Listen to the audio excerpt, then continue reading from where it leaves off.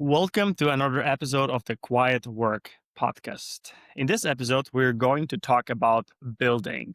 Well, you can think about many definitions of that word. That can be team building, company building, construction building, or wild building. And today we're going to talk about a mix of all of those four types of building and bring it in an expert lens. Please introduce yourself to the audience and we'll start a conversation with that. I'm Lance Queen from Nashville, Tennessee, and Director of Operations for Wild Building Construction here in Tennessee. We are a general contractor that primarily in the past had done a lot of vertical building, but in the past 5 to 10 years have transferred over to civil construction, and about 95% of the business now is what they call horizontal or heavy civil construction. So we clear land, move dirt, and put in the utilities for housing, big box retail, schools, you name it. Wow. So you are those mainly governmental projects or projects for the city, local authorities, or are those also private investors involved as well? A little bit of public, but mostly private projects for Right. developers and landowners. Well, Lance, what made you join the industry, the construction space, the construction industry in the first place? Well, my dad was a builder, so as long as I can remember, I've been in the industry. 7, 8 years old, out on a bulldozer pushing dirt, and No way. followed along, summers and evenings and weekends with my dad growing up. And after high school, went to college for a year, tried a couple different things and realized that I'm just a builder and a creator at heart, and went into construction full time after high school or after 1 year of college. What were the positions that you went through? Was it always the position you're currently in occupying, or did you try all kinds of different positions as well? Because I can imagine there's a lot of projects involved in each of the concepts that you bring to life. No, so I, literally started with a push broom in my hand, sweeping the jobs and running and getting materials, pretty much you name it. But as a teenager, a very good family friend is in the construction business also, and I went to work with him. And my dad mainly did residential construction on houses and a little bit of commercial here and there, but for the most part, I wanted something a little different. So I wanted to get into commercial construction. So this family friend, he did mainly retail build outs, banks, medical, stuff like that. So worked for him for about 4 years and kind of worked as a laborer and then to a skilled laborer and then eventually to a carpenter, and literally started at the bottom and just worked hard. And over the years, eventually, through doing jobs on the side and other I started doing my own projects, and then eventually started my own business and ran my own business up until about 3 years ago. At the time that I came on with the company that I'm with now, my business, we mainly built houses and did kind of similar work, a lot of commercial cell phone stores, restaurants. We did some big box retail, stuff like that. And I was actually the company that I'm with now, a subcontractor for them, and we did some successful projects with them, and kind of one thing led to another, and a better opportunity presented itself. So I decided to come on with them and brought some of my best people with me. And when I originally came on with Wild Building, I ran the building side of the business, which as I mentioned before, the building business, they had been moving away from for a while, but at that time we still had tens of millions of dollars worth of work on the books and traveling all around to, Ohio to West Virginia, Tennessee, all around. So worked through that. And then as we were transitioning to more of a civil business, the idea came up to open a second office in Nashville, which would cover the middle Tennessee area. Our corporate office is based in East Tennessee, just east of Knoxville and Morristown. So from Morristown to Nashville is probably 200 miles. So we opened a whole second operation out here and have been growing this for the past a year and a couple months now. Gotcha. So it's almost like a merger, if you will, because you said you brought on your team as well to while building. Yes, so like I said, some of my best people came along with me and, That's a good. including my dad. My dad's here with me Well, now. I love that. And I love. I didn't have an opportunity to comment on it, but I love the way a family business gives an opportunity for someone to start at the very bottom and grow your way as you add to your skill sets, you grow your way up. And that's every time I joined a family business, whether here in the United States or back in Europe, where I'm from, it's always the same way. I didn't want to get position from nothing just because of the family relationship, and just work my way through all the positions and find my strengths. And that's what I hear as well. Some of the podcast guests that I had on, the oldest one, the company started in 1866. Now it's a sixth generation, and I had multiple guests that's been in the role for 4 or 5 decades and being now fourth generation, so around 100 years. And that was Wow. always the same scenario. Essentially, knew they wanted to. Well, they didn't even know when they were born. They were probably around their family business, when as they got older and they wanted to graduate the high school, they wanted to do something on their own until they realized that they will have to face their fate and join the family business. And then they essentially collected all those experiences, just like you said, and joined the family business, and now are figuring out a way to pass it on to the next generation. But it's interesting that you're working with your dad, so I guess the dynamic here works pretty well. Any interesting stories with that family dynamic, family work dynamic? Yeah, I mean, as you could imagine, we know each other as well as anybody, so we there's ups and downs. We've been working together long enough now that I think both of us have kind of figured out how to manage that relationship to not be mad at each other. But, I've had over the years in my own business, I had other members of my family work for me, and there's love them to death, but they can cause you as much headache as anybody. I know. Yeah, that was interesting. When I worked with my late dad during the work time, this was the only time where we actually had just two of we had a moving company back in Germany, so we spent a lot of time to get in one car. So this was the time where we had our deepest conversations, but sometimes at work, both of our characters didn't work together, and our strength, and I guess, strong characters. Sometimes we had a crash where we didn't talk for a week or two, but at the end, it always worked out, and it was those interesting dynamics. I'm happy to hear about family relationship within a business, because I wish we would see more of that in the world. So I'm glad it's working out for you guys, and I hope it I will wish I continue. knew the exact number.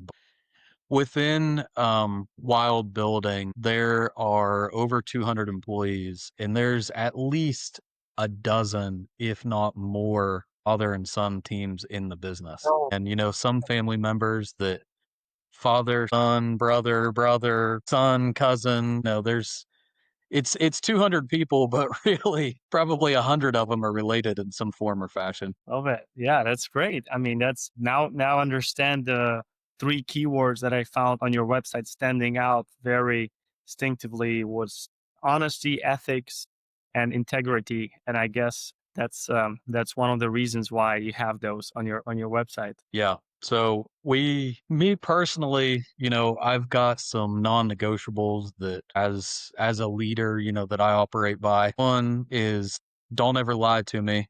Trust is the foundation of everything. So if I can't trust you, I don't need you is the way that I tend to look at that. Second behind that is, honesty, don't steal.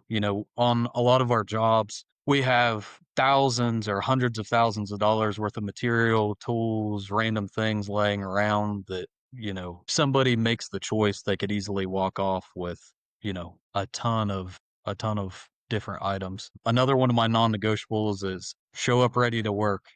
I I cannot stand when people are late all the time. They show up and they've got to run and, they forgot their boots at home or they just excuse after excuse and not ready to work. That drives me absolutely nuts. But yeah, a lot of our points are deeply ingrained and we try and Another thing we do is we try and operate everybody. Everybody should be treated how they want to be treated. So, Mm. we try and operate the business in a way that really does well by our fellow workers and fellow employees. And, I don't put up much with guys not treating each other how they would not want to be treated themselves. Well said. Is it in general difficult to find the right people that will essentially match that criteria? Absolutely.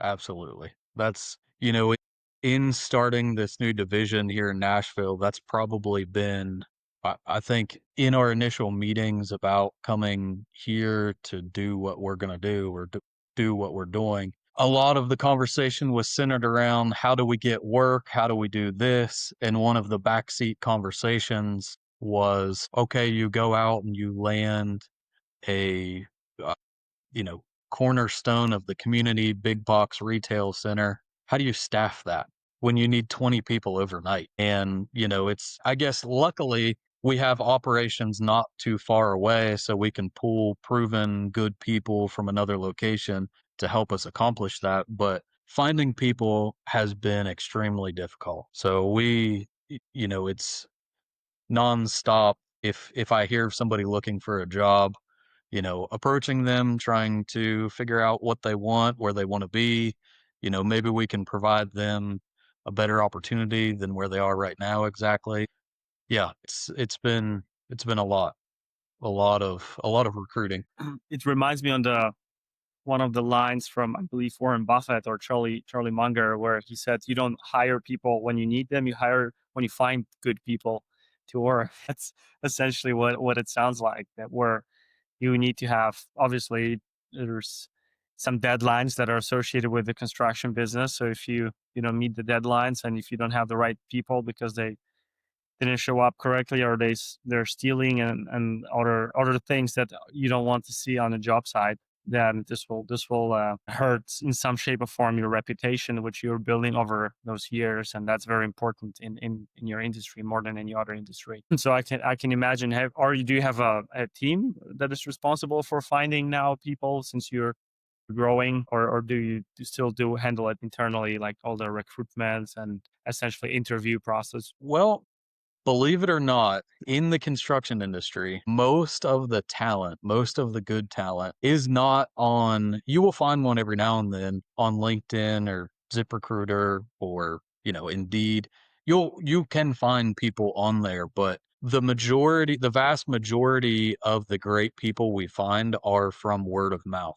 So Mm. our leaders within the business that have their own teams, a lot of times they know everybody in the business that they've worked with in the past, or, they know who's who, and they're able to do a lot of the recruiting for us. So once we got our initial team established, recruiting has become a lot easier. It's like we've got dozens of recruiters out there for us working every day. It goes back to what I said. If you do right by them, you treat them right, you pay them fairly, you're honest with them and give them a fair shake, they want to tell their friends and, get their friends to come over here and, go to work with us and help grow something. I can imagine. Yes, exactly. And the good work that you do that also attracts a lot of people and obviously good talent with it as well. Lance, you've been growing the location for 2.5 years now, if I remember correctly, the current office. How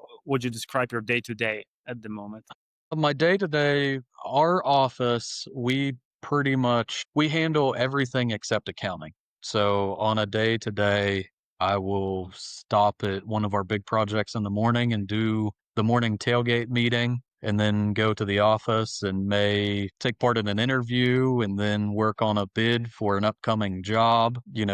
Today I had an interview with somebody, worked on a bid for a little bit, had a Zoom call with a potential vendor, worked on a bid a little bit more, had another call with somebody else, spoke with a couple of our clients. So really we've got a good team in place that handles some of the specific things, but as the director of operations, it's my job to kind of be involved in everything a little bit and know what's going on with all facets of the business at all times. As the director of operations, do you have any key performance indicators, KPIs that you meticulously track?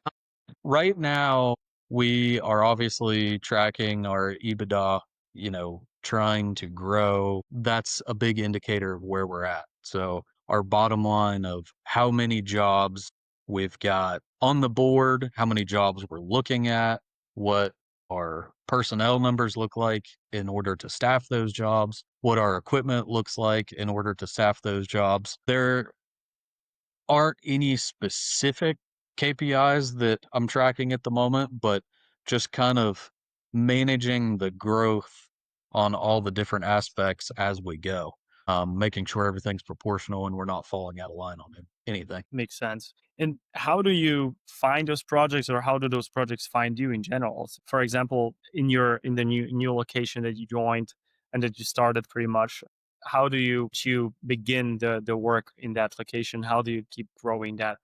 In this, when I built houses, obtaining clients was a completely different tactic then to what it is now. And even in commercial construction, getting new clients, bringing new people on is a completely different way of doing it now. These jobs, most of the jobs that we do being private jobs that aren't necessarily put out to bid or publicly offered. This business is a relationships business. So I may spend an afternoon with somebody, just let's be friends, let's see if we can work together and develop a relationship, and you may call me next week and you may call me a year from now, but at least we know each other. And so I guess to answer your question, it's all relationship based business. So a lot of the people that we're currently working with and have worked with are repeat clients that we have done multiple jobs in the past for. We're in the process of doing hopefully multiple jobs in the future. We don't really, our intent specifically isn't to go out and find somebody that wants to do one project together and that's it. And we, bang their project out and we're on to the next one.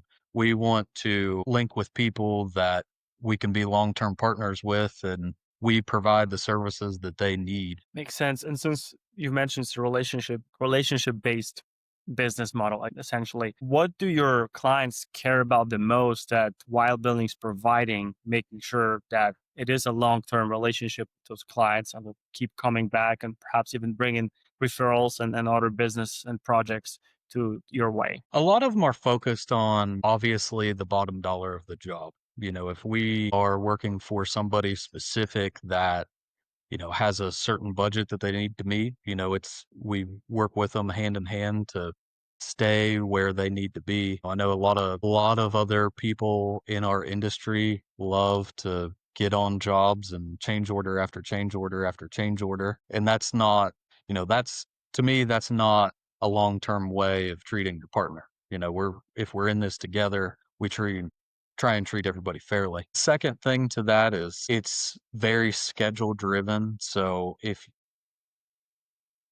you are a developer that is putting out a large sum of money to develop a project, obviously the longer it goes on, the more you're accruing an interest and it's not good for anybody at that point. If we tend to drag a project out. Now, there are people that just kind of self-fund projects and are okay with taking a little longer and not really, super schedule driven. But for the most part, I would say budget and schedule are the two main things and obviously, I mean, one last one is the quality of work. I mean, that kind of goes without saying. In my opinion, we shouldn't be doing it if we can't provide a great service, a great quality service on time and on budget. Obviously, I can imagine you work within a certain radius from that location. So I see, obviously, I have a bunch of examples here locally where we live, and there's not many, to be honest, major construction companies. And funny enough, when you mention residential building experience, when you walk into a home, one of the first things you hear from most of the agents is who built the house. And Yeah, charity. We always try and take part in a lot of the things that focused around the construction industry. So this past year, we've taken part in that. There's quite a few things that we've done there. I actually worked on a project last year for the high school there, a locker room for the volleyball team. So There We you go. we are big on contributing to the community, but not necessarily slapping our name on it and trying to get recognition for it. I'll be curious to hear about any innovations that you've implemented or you're excited about to implement, whether on the office side or of the work side. So AI, artificial intelligence, maybe any robotics, more to the job sites or related, anything that's innovative that you're proudly implementing it while building. On the field side, maybe 5, 10 years ago, we started using GPS surveying for all of our sites. And for the most part, all of our equipment has GPS integrated in it. So we have an in house designer that will design the CAD model. It's uploaded to the machine and the software on site. So it's really cool technology where you could be out in the middle of a job site on a bulldozer and hit the button and you still drive the machine forward and backwards, but the blade of the dozer will automatically adjust itself right Hey, to that exact model that is built in. So there's becoming, kind of a must-have thing these days. A lot of people used to do it with a surveyor and stakes, but it's a great technology. All the time are coming out with new ways of doing repetitive tasks. So one of the things I'm kind of excited about, and we haven't got to try one yet, but is super interesting to me. Every job site where dirt is being moved and compacted, there's a roller on the site. Again, with that same GPS technology, you can turn it into more of an automated piece of machinery where you've got a roller running back and forth all by itself and it's totally operated off of this GPS system. I mean, Um, that's new to me at least. yeah. On the office side of things, I'm trying every single day to be better. I want to win every day. So, if I can, change, modify some small things to help us be more efficient, to help us win more jobs, to help us, process receipts faster. Those are the things that I'm focused on. One of the things that kind of caught me by surprise that we've been using more and more, even just for the office side of things, is something as simple as Chat GPT. I mean, Mm. it's unbelievable the amount of good, productive work that you can turn out as far as like our safety programs. You kind of you put in what you want and it may not spit it out perfect, but it gives you a good template to go off of and adjust and modify and add the things that you want to see be in there. So yeah, I mean, it's the other thing that I see AI used in construction a lot is it seems like every Zoom call I get in, the little AI thing is in there recording the call and dictating it. But um, the construction industry has a lot of cool technology now and coming out in the future. I think, and I believe this is the direction we're heading, and it can be used internally, obviously within certain team or within the organization itself. So, for example, those calls that you have with your clients or maybe past clients, you could obviously feed that information into that AI or anything that it needs to know about, job site location, brandings of the locations, and maybe any codes that are around that area that are specific to that area. Anything you need for your particular situation, it would know it, learn about it. You feed that information, and it's essentially speeding up so many different processes and workflows, especially those repeatable tasks within a company. So I feel like that's going to be the direction we're heading anyway. More companies are adopting in all industries, and I think that's the best use case of ChatGPT or artificial intelligence I've seen so far. Moving on, what is the most fulfilling for you at the job that you're doing? Uh, Two main things. One, as I said, I've grown up in the industry, so I just absolutely love to build things. I love to visit a site when there's nothing there, and I love that final picture at the end where we're getting ready to leave the job. You know, we won't be back when it's done. Whether that's we built a road, we built a building, we built um whatever it may be. That is super satisfying to me. I love that, and it never gets old. Second thing is I I find it very fulfilling to Find the people that are young, that are hungry, that want to learn, they want to win, and help them, mentor them as much as I possibly can to help them grow professionally and personally.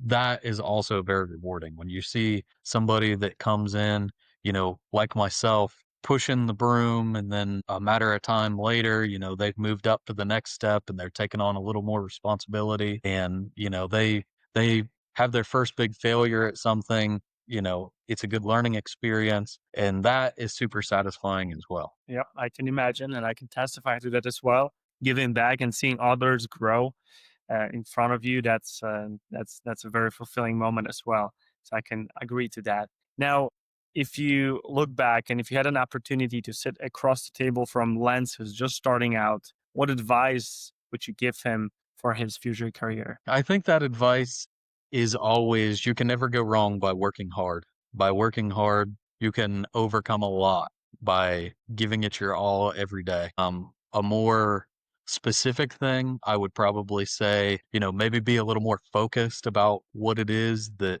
where you want to be, where you're at, where you want to be could potentially, you know, help you go farther, faster in the long run by doing that. Yep, stay focused and put in the work. Can go can There's not much that can go wrong with that unless you're going working hard and going the wrong direction from get go. Then you need that GPS, like the machines that that you describe. And at this point, you perhaps a GPS for us human would be a mentor who has gone through the journey and can give you some advice based on his history in that space. My final question to you: what are you excited about the most? It can be business related, doesn't have to be. Up to you. You choose. In the near future, what are you excited about the most in the near future? Well, my wife is pregnant with our third child, so we've Oh, got a baby coming in February. So, most ex- excited about that personally. Professionally, I think we're in a great spot with where we are. Our market, despite the nationwide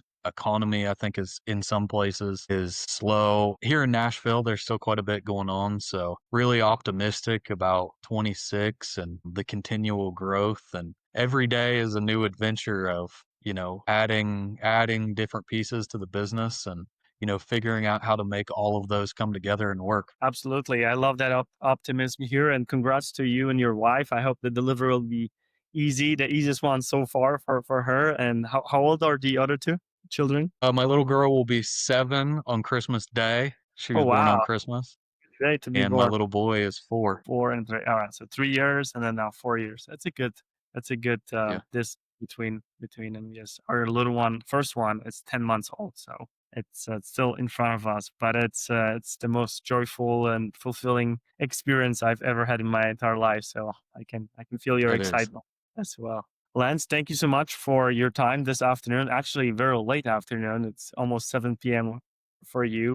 So thank you so much for showing up with that energy. Thank you so much for sharing the ins and outs of your industry and your story. We look forward to hearing your growth in 2026 and beyond. And I will stick around and follow your journey on LinkedIn and whatever else you guys promote and share the exciting projects you're working on. Thank you so much for being here. Absolutely. Thank you for having me.